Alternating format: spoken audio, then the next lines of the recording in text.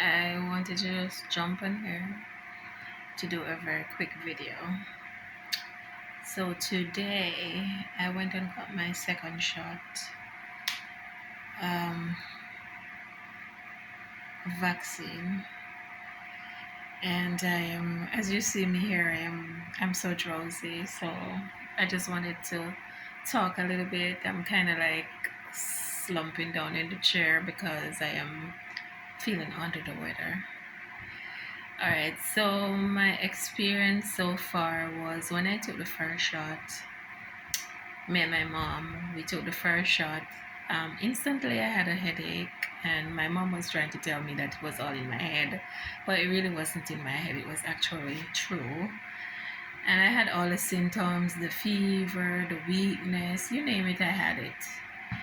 And I thought taking the second shot would be so much easier, but I feel like I have been hit by a 10-ton truck, right? So let's get that out of the way. But what I really wanted to talk about was the chaos and confusion that you experience when you go to get your jab, JAB.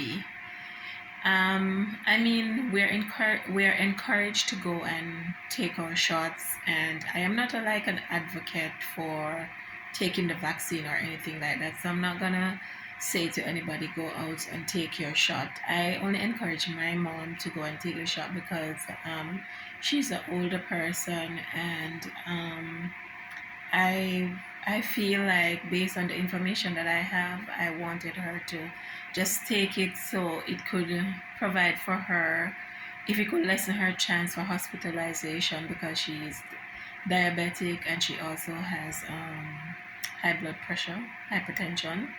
So I wanted her to go and take it. So I encouraged her to take it. Otherwise, separate and apart from that, I'm not like an advocate for people taking the vaccine. You just have to do your research and you have to make your decision based on the information that you have if you really want to go and take your vaccine. So, like I said, I'm not an advocate for the vaccine. I'm not advocating for people to take it. Let me sit up a little bit. I'm not advocating for anybody to go and take the vaccine. It's something that you totally have to do for yourself.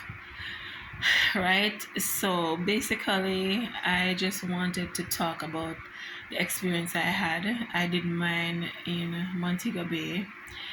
And when I went there this morning, first of all, when you do your first shot and you register online, it's not like you can go and register like 2 weeks before, because most of the time the open dates or the open window is like 3 days. So you can only re-register, or you can only register for your second dose like 3 days before, right? So when I did it 2 weeks ago, I was trying to get my mom to register to do it, but there was no open window for 2 weeks later. So I said I would wait. And last night when I tried to register, it told me that I was already registered. So I went to check my text messages, because most of the times I don't really check my text messages. And when I went, I realized that from the 8th of October, they had sent me a message to say that I am due my second dose and I'm registered and everything. And my appointment is at 10. When I got there this morning, I was told that it's a first come, first serve basis. And I'm like, look at that. How can you tell me it's a first come, first serve basis when I have an appointment, when I'm here for my second dose?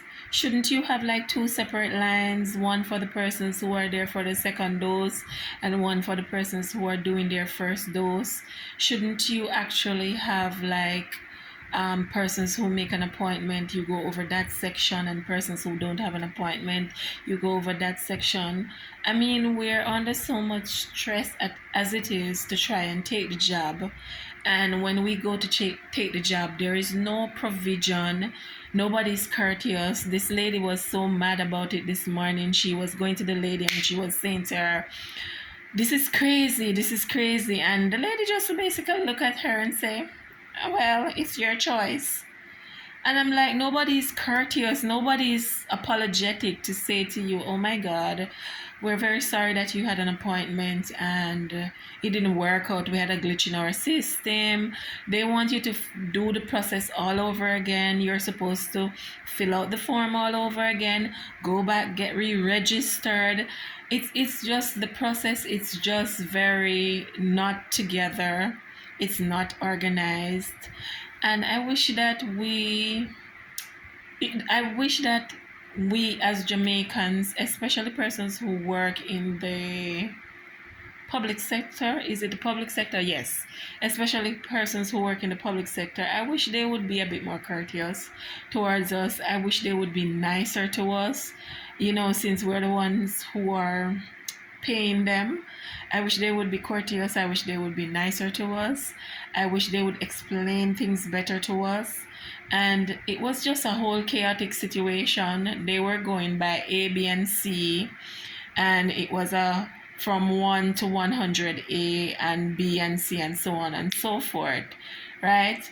The only reason I ended up spending maybe an hour and a half or maybe an hour and 45 minutes. And the only reason I end up spending that amount of time was because a lot of people got mad and they left.